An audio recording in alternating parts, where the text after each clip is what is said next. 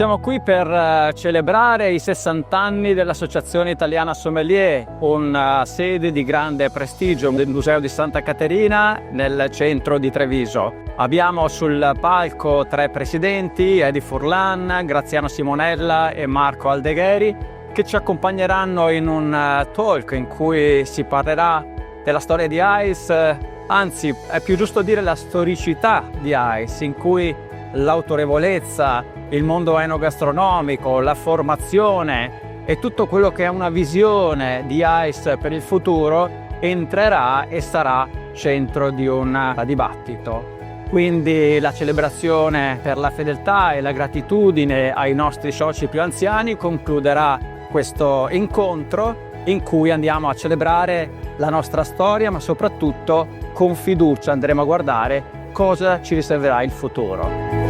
Anche ICE Veneto celebra il 60° dalla fondazione di ICE e coglie questa occasione, come in tante altre realtà di Associazione Italiana Sommelier, per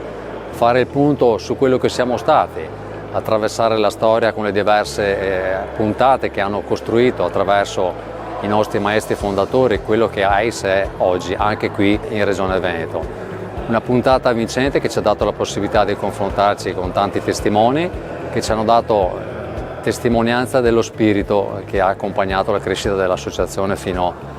ad oggi. Avere coscienza forte della nostra identità è la strada maestra per riuscire a traguardare i prossimi obiettivi e guardare il futuro con forza.